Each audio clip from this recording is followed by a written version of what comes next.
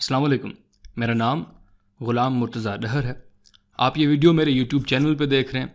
आमतौर पे इस यूट्यूब चैनल पे मैं CSS और PMS एस्पिरेंट्स के लिए करंट अफेयर्स के मुतल्लिक वीडियो लेक्चर्स प्रोड्यूस करता हूँ, जिसमें हम ग्लोबल पॉलिटिक्स और डोमेस्टिक इश्यूज़ को कवर करते हैं।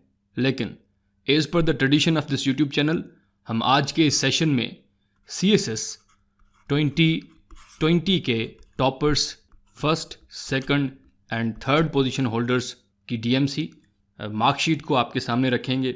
और इस पूरी डिस्कशन का मकसद ये होगा कि आप ट्रेंड को समझ पाएँ और इस गुफ्तगू के दौरान जो लेसन सामने आए आप उनको अडॉप्ट करते जाएं अपनी प्रिपरेशन में। मुझे पूरा यकीन है ये वीडियो 1 लाख से भी ज़्यादा CSS और PMS एस्पिरेंट्स अगले आने वाले वक्त में देखने वाले हैं। तो जितना बड़ा नंबर उतनी ज़्यादा जिम्मेदारी, और मैं चाहूँगा कि आपकी इस प्रिपरेशन में चंद चीज़ें ऐसी हैं जो आप पहले से जान लें। उसके लिए जी इसी YouTube चैनल पे एक वीडियो अवेलेबल है, TVF aspirants web series 6 lessons करके। 16 मिनट का ये वीडियो है। इसका लिंक भी यहीं पे टॉप राइट कॉर्नर में भी मैं दे दूंगा। इस वीडियो के डिस्क्रिप्शन में भी इसका लिंक होगा। ये वीडियो देखना इसलिए ज़रूरी है कि इसमें जो 6 लेसन्स आपके लिए इस वीडियो में मौजूद हैं वो बहुत से CSS और PMS एस्पिरेंट्स अपने 2 अटैम्प्ट्स ज़ाया करके सीखते हैं। कुछ को तो अपने सारे अटैम्प्ट ज़ाया करके फिर पता चलता है कि उनकी गलतियां क्या थी। सो एक तरह से ये वाला वीडियो आपके लिए लाइफ चेंजिंग है। अपनी प्रिपरेशन अगर आप अभी स्टार्ट कर रहे हैं या कुछ वक्त से स्टार्ट कर चुके हैं, सो ना सिर्फ आप सिर्फ इस वीडियो को देखें, बल्कि जो 6 लेसन्स इसमें आपके लिए मौजूद हैं उनको नोट डाउन करें, अपने पास एक पेज पे लिखें और जिस कमरे में जिस जगह आप तैयारी करते हैं उसी दीवार पे इन 6 लेसन्स को लगा दें और अपनी तैयारी के दौरान उनको देखते रहें और आपको पता हो कि आपकी डायरेक्शन कम से कम इन 6 लेसन्स के मुताबिक तो सही है। सो मेरी यही रिकमेंडेशन है। इस मार्कशीट के वीडियो को आगे कंटिन्यू करने से पहले आप ये वाला वीडियो पहले देखें, लेसन्स को नोट डाउन करें, फिर वापस यहाँ पे आएँ। कोई मसला नहीं है, इसको इसी टैब में ओपन रखें, डिस्क्रिप्शन में जाएं, लिंक को क्लिक करें, ओपन करें, लेसन्स को नोट डाउन करें, फिर वापस यहाँ पे आएँ। ओके जी, डिस्कशन को आगे कंटिन्यू करते हैं। ये CSS 2020 की first position holder Maheen Hasan, ये इनका तीसरा अटैम्प्ट था जी। अटैम्प्ट तो नहीं कहना चाहिए, तीसरी बार इन्होंने CSS क्वालिफाई किया है। पहली बार इन्होंने 2012 में CSS क्वालिफाई किया था। IRS ग्रुप में इनके लोकेशन थी और CSS 2020 में अपीयर होते वक्त ये ऑलरेडी 18th ग्रेड की ऑफिसर थी। सो ये पोजीशन हासिल करने के पीछे इनकी कई सालों की मेहनत है, प्लस जो ब्यूरोक्रेसी में इनको तजर्बा मिला, एक्सपीरियंस मिला, वो भी इनको काम आया है। सेकंड पोजीशन यासिर नज़ीर ने हासिल की है। ये नस्ट से पढ़े हैं, मैकेनिकल इंजीनियर हैं। इनका जी ये फर्स्ट अटैम्प्ट था और इनके मुताबिक इन्होंने सिर्फ 10 माह में CSS की तैयारी की और सेकंड पोजीशन सिक्योर की। उससे पहले ये एक प्राइवेट कंपनी में प्राइवेट जॉब करते थे।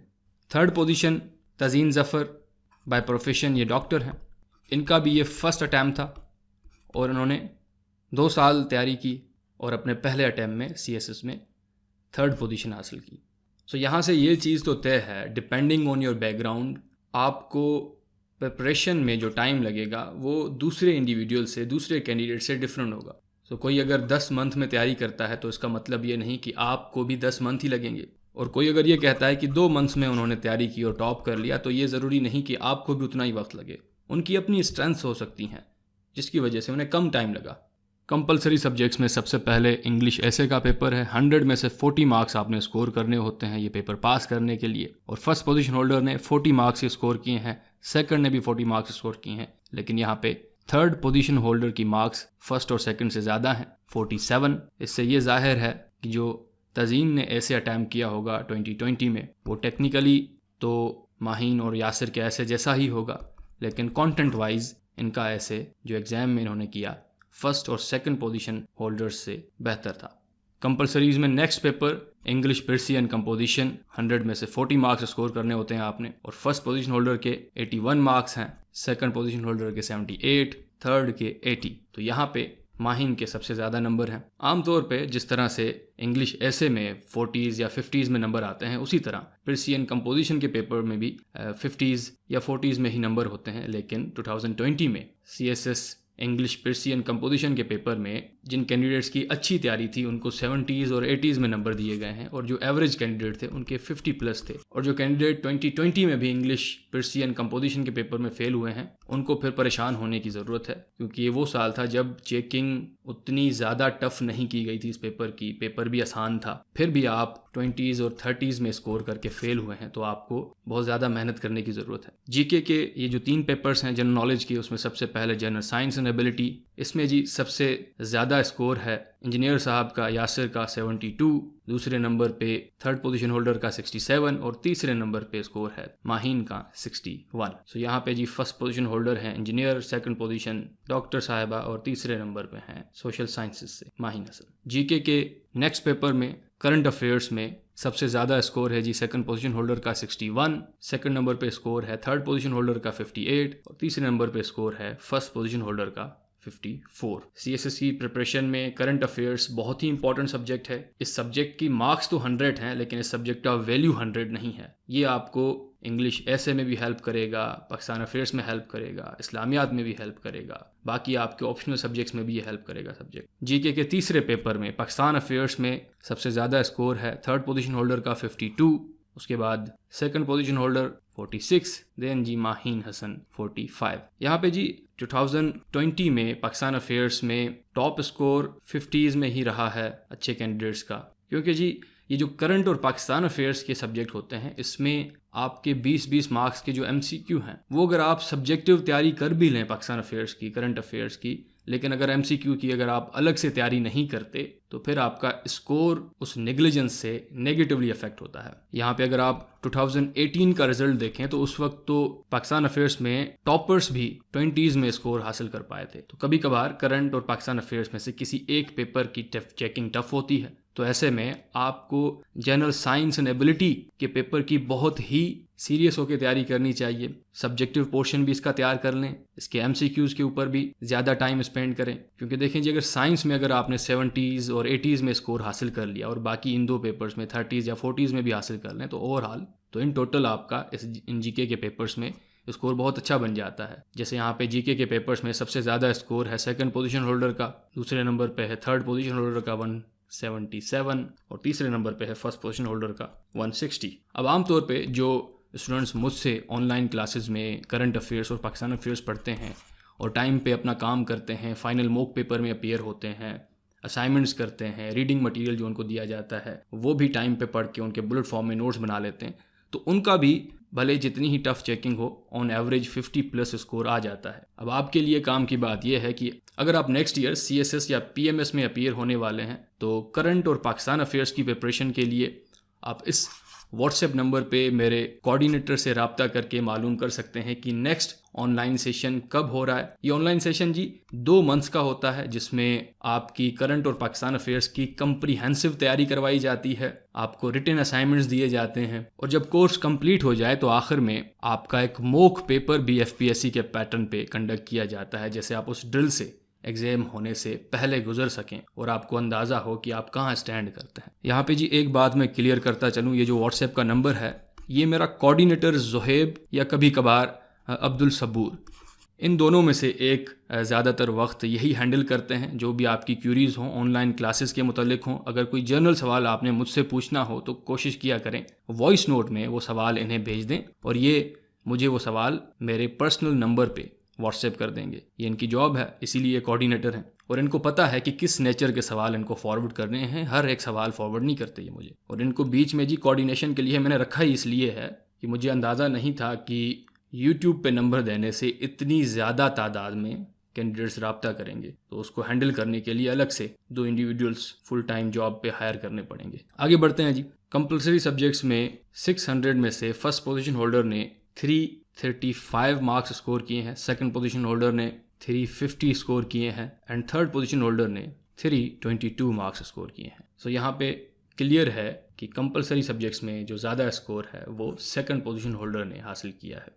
ऑप्शनल सब्जेक्ट्स में सबसे पहले माहिन का अकाउंटेंसी एंड ऑडिटिंग है, इसमें इन्होंने 200 में से 147 स्कोर हासिल किया है और बाकी सेकंड और थर्ड पोजीशन होल्डर ने इक्वल स्कोर हासिल किया है 127। ये इंटरनेशनल रिलेशन के सब्जेक्ट में है सेकंड एंड थर्ड पोजीशन। तो यहाँ पे तय है अगर 200 मार्क्स वाला सब्जेक्ट आपकी अपनी फील्ड का है तो उसमें जितना ज़्यादा आप मेहनत कर सकते हैं करें। आपका कंप्यूटर साइंस है, आपका फिज़िक्स है, आपका इकोनॉमिक्स है, क्योंकि वो सब्जेक्ट मेजॉरिटी ऑप्ट नहीं करती, उसमें कंपटीशन कम है। इसका मतलब ये नहीं कि उसकी चेकिंग सही नहीं होगी, उसकी चेकिंग भी सही होगी, लेकिन अगर आपने उसमें मेहनत ज़्यादा की है, उतनी मेहनत अगर आप IR में करते या पॉलिटिकल साइंस में करते तो उसमें सिर्फ आप 120s या मैक्सिमम 130s तक स्कोर हासिल कर सकते हैं। लेकिन अपने सब्जेक्ट में, टेक्निकल सब्जेक्ट में आप 160, 170 तक स्कोर हासिल कर सकते हैं। तो यही माहीन के केस में है, क्योंकि इंटरनेशनल रिलेशन में 127, 130 ये टॉप स्कोर है। लेकिन अपनी फील्ड का सब्जेक्ट ऑप्ट करने के लिए आपको अपने दिमाग में ये बात भी डालनी है कि उसकी चेकिंग सही होगी, लेकिन आपने एफर्ट 100% करनी है उसमें, क्योंकि वो आपको ज़्यादा स्कोर देगा। और देखें यहाँ पे माहिन को कितना ज़्यादा फ़ायदा हुआ है। नेक्स्ट जी, history of USA second position and third position ने ऑप्ट किया है। मेजॉरिटी ये सब्जेक्ट ऑप्ट करती है। तज़ीन ज़फ़र के मार्क्स US हिस्ट्री में एक्सेप्शनल नहीं है, 46 हैं। यासिर के 57 हैं।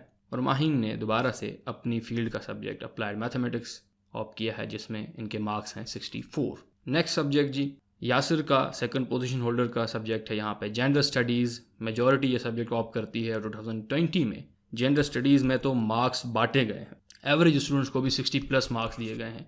यानी जिस टाइम में मार्क्स बांटे भी गए उस वक्त भी 66 मार्क्स यासिर को मिले हैं और इनकी बिल्कुल अच्छी तैयारी होगी। और जो DMCs मैंने स्टूडेंट्स की देखी हैं और मुझे पर्सनली उनका पता है, तो उससे यही कंक्लूजन ड्रॉ होता है कि उनकी तैयारी बहुत बुरी थी। बाकी सब्जेक्ट्स में वो फेल भी हुए हैं, जेंडर में उनको 67, 68 मार्क्स दिए गए हैं। तो शायद एग्जामिनर ने पेपर को ऊपर से देख के आए, प्रेजेंटेशन और फनकारी देख के लोगों को मार्क्स दे दी हैं। ये मैं जनरल बात कर रहा हूँ, यासिर की बात नहीं कर रहा। यासिर ने तो बाकायदा एफर्ट की है, उन्होंने बाकी ऊपर सब्जेक्ट्स में जो टॉप स्कोर हासिल किया। इससे यही साबित होता है कि इनकी तैयारी बहुत अच्छी थी। लेकिन यहाँ पे जब जेंडर स्टडीज़ में मार्क्स बांटे गए हैं उस वक्त भी देखें आपका स्कोर बाकी अगर टॉपर्स से कंपेयर किया जाए जिन्होंने अपनी फील्ड के सब्जेक्ट ऑप्ट किए हैं, माहिन ने स्टैट्स में 88 स्कोर हासिल किया है और दूसरी जगह तज़ीन ने जूलॉजी में 74 स्कोर हासिल किया है। ये इन दोनों के अपने फील्ड के सब्जेक्ट हैं। नेक्स्ट जी, बिजनेस एडमिनिस्ट्रेशन में माहिन ने 60 स्कोर हासिल किया है। इन्होंने IRS की ट्रेनिंग के दौरान ये सब्जेक्ट पढ़ा था। आखिरी जो मर्केंटाइल लॉ है ये भी इन्होंने ट्रेनिंग के दौरान पढ़ा है। तो इस टेक्निकल सब्जेक्ट में इन्होंने 60 स्कोर हासिल किया है। On the other hand criminology जो 2020 में ये सब्जेक्ट टारगेट किया गया, इसमें यासिर ने 49 स्कोर हासिल किया है, जो कि बहुत अच्छा स्कोर है 2020 के अगर ट्रेंड को देखें तो। और सेम केस है जी तज़ीन के साथ, इनका भी क्रिमिनोलॉजी में 45 है। अगर इनका क्रिमिनोलॉजी की जगह इंटरनेशनल लॉ होता तब भी यही मार्क्स आने थे 40s में, क्योंकि इंटरनेशनल लॉ को भी 2020 में टारगेट किया गया। लास्ट सब्जेक्ट जी, सेकंड पोजीशन होल्डर की मार्क्स सबसे ज़्यादा हैं। पंजाबी रीजनल लैंग्वेज उन्होंने ऑप्ट की है। थर्ड पोजीशन होल्डर ने भी रीजनल लैंग्वेज 76 और माहिन के आखिरी सब्जेक्ट में मर्केंटाइल लॉ में 64 नंबर है। अब दोबारा से जी, ये मैं पहले भी बात कर चुका हूँ, आप रीजनल लैंग्वेज को ज़रूर ऑप्ट किया करें। सिंधी हो, पंजाबी हो, पश्तो हो। सोशोलॉजी सब्जेक्ट पढ़ने के लिए अच्छा है लेकिन स्कोरिंग सब्जेक्ट नहीं है। और लैंग्वेज भले आपकी वीक है, आपने मेहनत तो करनी है ना, वही लैंग्वेज का सब्जेक्ट आपको PMS में भी हेल्प करेगा। सो ये बात क्लियर कर लें कि आपने रीजनल लैंग्वेज के ऊपर मेहनत करनी है और वो ऑप्ट करना है, वो स्कोरिंग है। ये दिमाग में रख लें बात। और ये स्कोरिंग होना ना होना ये मिथ नहीं है जी, ये रियलिटी है। क्रिमिनोलॉजी को देखें, ये कैंडिडेट अगर बाकी सब्जेक्ट्स में इतना अच्छा है, इनके भी क्रिमिनोलॉजी में 40s में नंबर आए हैं, तज़ीन के भी 40s में नंबर आए हैं। ये क्यों?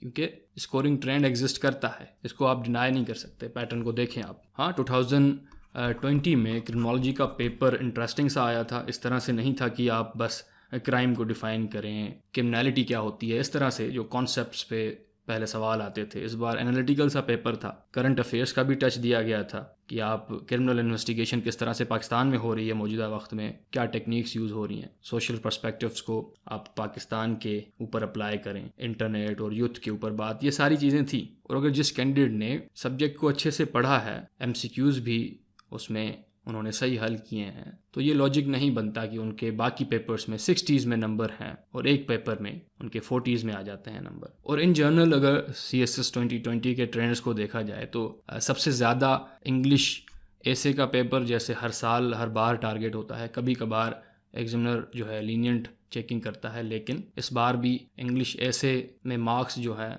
एग्जामिनर ने बहुत कम दिए हैं कैंडिडेट्स को। इंग्लिश एसे के अलावा इंटरनेशनल लॉ का सब्जेक्ट, क्रिमिनोलॉजी का सब्जेक्ट, सोशोलॉजी, ये सब्जेक्ट बहुत ज़्यादा हिट किए गए हैं। बहुत से अच्छे अच्छे कैंडिडेट जो पहले इन सब्जेक्ट्स में 70+ स्कोर हासिल कर चुके थे, उनको इस बार फेल भी किया गया है। And I personally know a few people जो 70+ स्कोर करने के बाद ये सब्जेक्ट्स मुख्तलिफ अकेडमीज़ में पढ़ाते भी रहे हैं, वो भी इस बार इन सब्जेक्ट्स में फेल हुए हैं। तो कोई इक्वेशन नहीं बनती सिर्फ इस कंक्लूजन के कि टारगेटिंग हो रही है FPSC के पेपर चेकिंग में। इन सब्जेक्ट्स के अलावा इस्लामियात की टफ चेकिंग की गई है, लेकिन उस तरह से टारगेटिंग नहीं की गई। अच्छे कैंडिडेट्स का स्कोर 50s में आया है जिन्होंने एक्सेप्शनल तैयारी की थी। एवरेज कैंडिडेट जो हैं उनका स्कोर 30s में आया है। अब इस्लामियात का पेपर जी, इसमें आप कोर्स जो सब्जेक्टिव पोर्शन है 80 मार्क्स का वो तैयार कर लें। उसके अलावा जो 20 मार्क्स हैं MCQs की तैयारी आपने अलग से इसमें करनी है। और इस बार इस्लामियात में वो बच्चे फेल हुए हैं जिन्होंने MCQs की तैयारी अच्छे से नहीं। लेट्स सपोज अगर रिटन में उनके 35 नंबर आ जाते हैं और MCQs में उन्होंने सिर्फ 4 नंबर हासिल किए हैं, फिर भी एज पे आके वो फेल हो जाएंगे। सो इस सब्जेक्ट को अगर आपने सिक्योर करना है तो इसके MCQs की अलग से तैयारी करें। GK के पेपर्स में, साइंस में एक्स्ट्रा एफर्ट करें, 80s तक अपने स्कोर को ले जाने की कोशिश करें। करंट और पाकिस्तान अफेयर्स में 40+ स्कोर मेंटेन करने के लिए आप MCQs की इसमें भी अलग से तैयारी करें, तो फिर आपकी जो पास होने की प्रोबेबिलिटी है वो बढ़ जाती है। ऑप्शनल सब्जेक्ट्स में जी, थर्ड पोजीशन होल्डर के मार्क्स बनते हैं 600 में से 368, सेकंड पोजीशन होल्डर के मार्क्स बनते हैं 600 में से 381 और फर्स्ट पोजीशन होल्डर के मार्क्स बनते हैं 423। तकरीबन 40-50 नंबर जो हैं ये आगे हैं ऑप्शनल सब्जेक्ट्स की सही सिलेक्शन की वजह से। सो रिटन में फर्स्ट पोजीशन होल्डर का स्कोर है 758, सेकंड 731, थर्ड 730। सो फर्स्ट और सेकंड के बीच सिर्फ 1 मार्क्स का डिफरेंस है, पर यहाँ पे सेकंड एंड फर्स्ट के बीच 27 मार्क्स का डिफरेंस है, जो CSS के कंपटीशन की मयार से बहुत बड़ा डिफरेंस है। वाइवा में जी, सेकंड पोजीशन और थर्ड पोजीशन होल्डर के 200+ मार्क्स हैं, 210 दोनों के, लेकिन फर्स्ट पोजीशन होल्डर के मार्क्स वाइवा में कम हैं सेकंड और थर्ड से 187। लेकिन उसके बावजूद इनके टोटल मार्क्स 945 बनते हैं 1500 मार्क्स में से, और second and third position holder की मार्क्स में सिर्फ और सिर्फ 1 मार्क का डिफरेंस है। On the other hand first and second की मार्क्स में 4 मार्क्स का डिफरेंस है। तो जी आखिर में मैं यही कहूँगा कि ऑप्शनल सब्जेक्ट सोच समझ के आप ऑप्ट करें। प्रिपरेशन के दौरान डिफरेंट मेंटोर्स को कंसल्ट करें। जितने ज़्यादा मेंटोर्स आपके पास होंगे उतनी ज़्यादा आप चीज़ें सीख पाएंगे। क्योंकि देखें, आइसोलेशन में अगर आप अकेला रह के प्रिपरेशन तो करेंगे, आपने सब्जेक्ट भी कवर कर लिए, आपने नोट्स भी बना लिए, शॉर्ट नोट्स भी बना लिए, लेकिन आपको ये पता नहीं होगा, अगर आपका कोई मेंटोर नहीं है, आपको कोई इवैल्यूएट करने वाला नहीं है, आपको ये नहीं पता होगा कि कंपटीशन में आप कहाँ स्टैंड करते हैं। आपने जो हथियार आपके अपने पास आपने जमा किए हैं वो आपके एनिमी को हराने के लिए काफ़ी हैं भी या नहीं। सो आइसोलेशन मैं बिल्कुल आपको रिकमेंड नहीं करता, अपने स्टूडेंट्स को भी रिकमेंड नहीं करता। Mentorship is important. आप खुद को इवैल्यूएट करवाएं, अपने राइटअप को इवैल्यूएट करवाएं, और जितना ज़्यादा हो सके उतनी रिटन की प्रैक्टिस करें। इस एग्ज़ाम का पहला हिस्सा जी रिटन का है। नोट्स बनाएं, पहले डिटेल नोट्स बनाएं, फिर उन्हीं नोट्स के ऊपर आपने मेहनत करनी है, बुलेट फॉर्म में उनको कन्वर्ट करें। बुलेट फॉर्म में जब आप नोट्स बनाते हैं तो आप सिर्फ और सिर्फ एक ही लाइन लिख देते हैं, जिस लाइन पे आपने डिटेल नोट्स में कोई पैराग्राफ लिखा हो। सो आप रिवाइज करते वक्त सिर्फ बुलेट फॉर्म में जो आपने शॉर्ट नोट्स बनाए हैं उनको देखते हैं। अगर कोई पॉइंट आपको याद नहीं आ रही उसके डिटेल, तो फिर आप डिटेल की तरफ जाएंगे, वरना यही जो बुलेट फॉर्म में नोट्स हैं यही आपको एग्जाम से एक दिन पहले रिवीजन में काम आते हैं। हाँ, यासिर की यहाँ पे स्ट्रैटेजी डिफरेंट थी। इन्होंने कहा कि इन्होंने करंट अफेयर्स के अलावा बाकी किसी भी सब्जेक्ट के नोट्स उस तरह से डिटेल फॉर्म में नहीं बनाए थे। ये किताबों पे ही लिखते थे और साइड पे, जैसे फर्स्ट ईयर इंटर में की करते हैं बच्चे, साइड पे वो एक्स्ट्रा पॉइंट्स लिख देते थे। तो हो सकता है इनका मेमोरी सिस्टम जो है वेल ट्रेंड हो और ये चीज़ें रिकॉल कर लेते हों। बाकी स्टूडेंट्स जो मेजॉरिटी है उनके लिए ये नोट्स मेकिंग वाली टेक्निक बहुत इंपॉर्टेंट है। आप जब तक बुलेट फॉर्म में अपने नोट्स को लिख नहीं लेते तो उनको रिकॉल करना मुश्किल हो जाता है। और यहीं पे हमारी डिस्कशन कंक्लूड होती है। अपना ख्याल रखें, मेहनत करें, इंशाल्लाह आप कामयाब होंगे। अल्लाह हाफ़िज़।